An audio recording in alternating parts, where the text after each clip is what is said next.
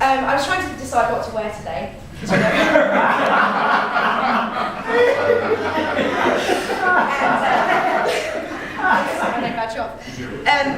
a very difficult decision every morning.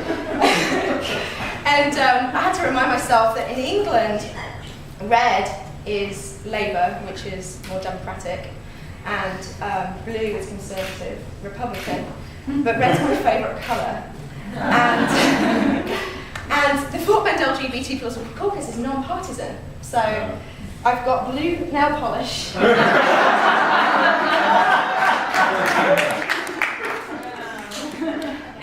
And there's a blue little recognition thing for the board members. So hopefully I'm non-partisan. Blue eyeshadow. Which? Blue eyeshadow. Do I? Oh, yeah. So it's tremendous to see this crowd here today. Thank you very much. We're trying to guess how many people have been here, and this is just awesome. Is anyone living in Fort Bend County and gay? Are you here? We do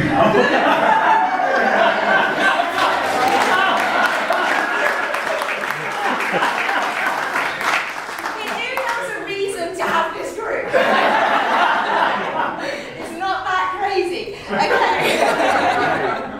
But is anyone in this room for the equality of all human beings? Yes.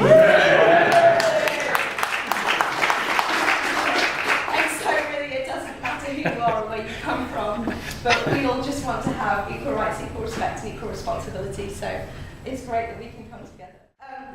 But basically, our mission is that we are dedicated to eliminating prejudice, violence, and injustice against LGBT people through education, activism, and political advocacy.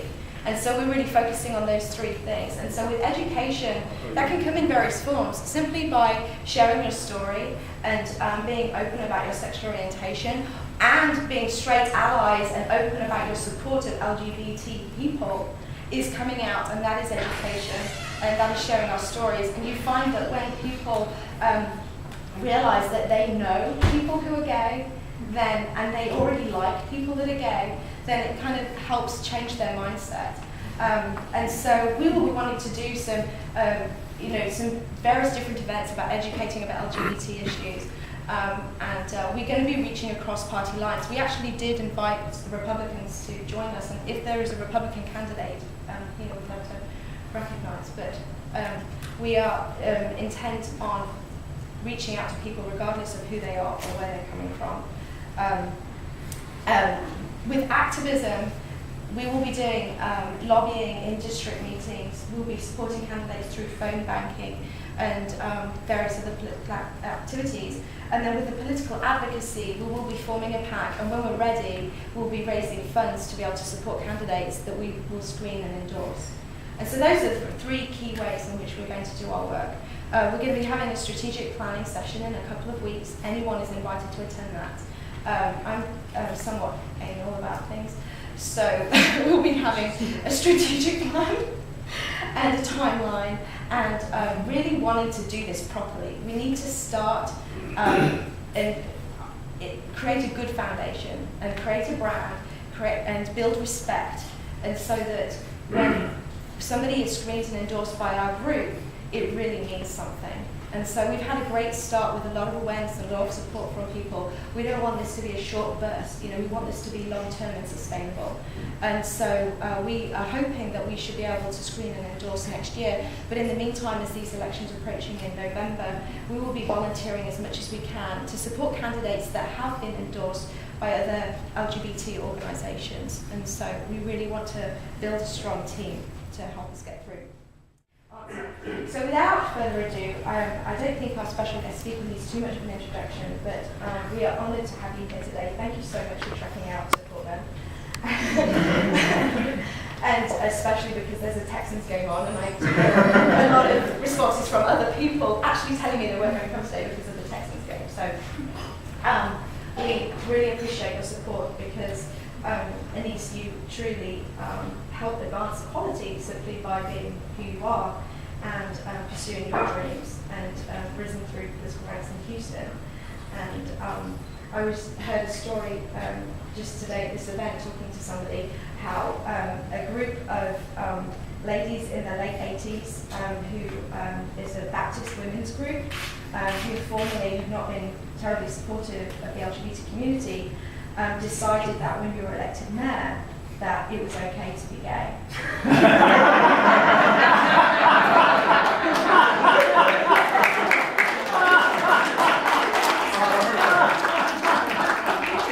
I think you can change the hearts and minds of 80-year-old Baptist ladies. I think you're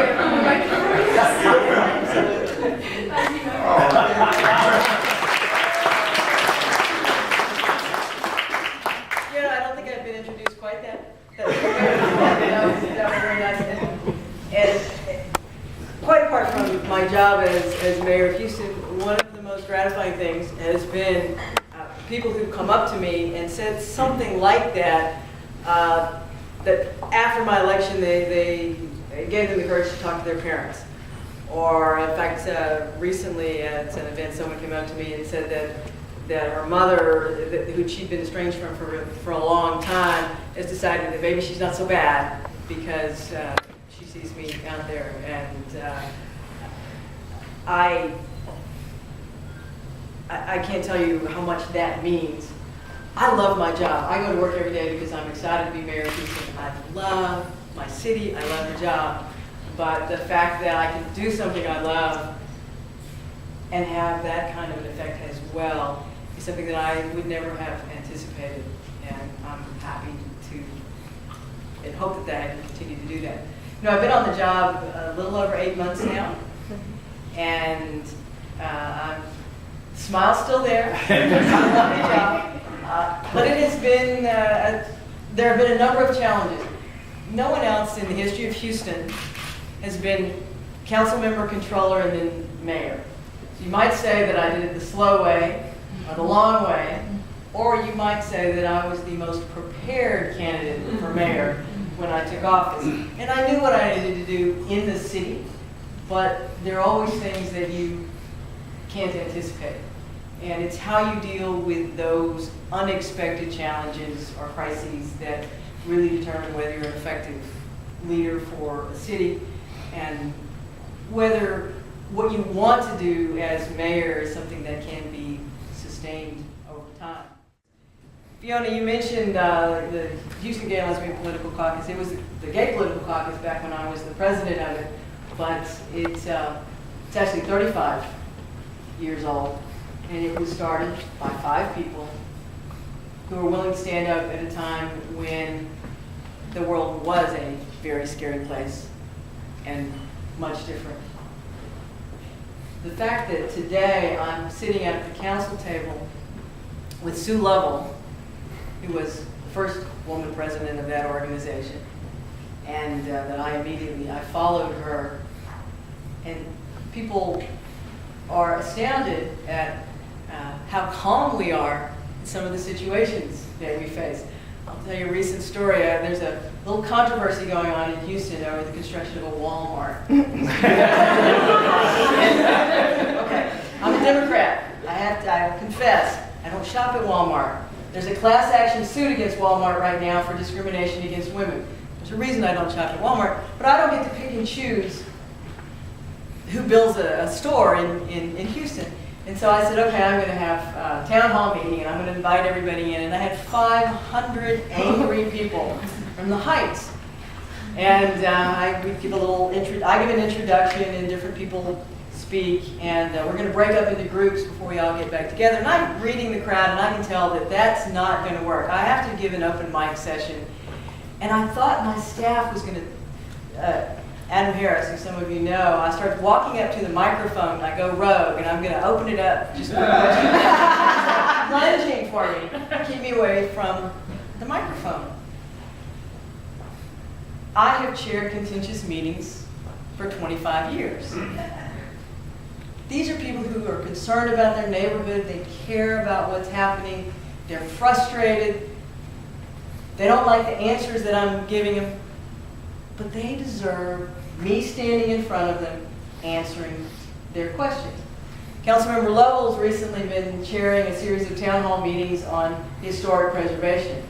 And literally, they looked like they were ready to start a bonfire and throw her on it in a couple of those meetings. Doesn't faze her a bit. You know why?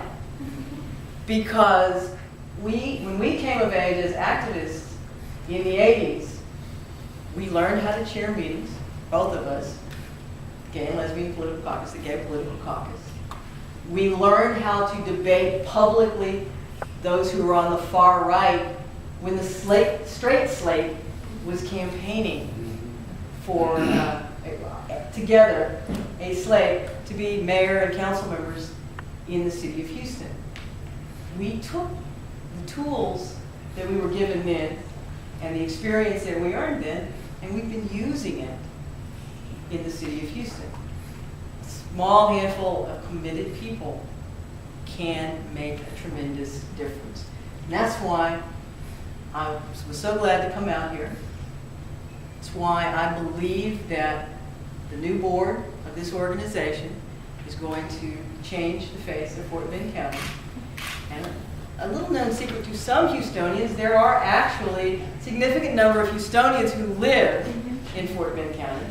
I don't think we're not in my area right now, but there are a number of Houstonians out here, so there is some overlap. I know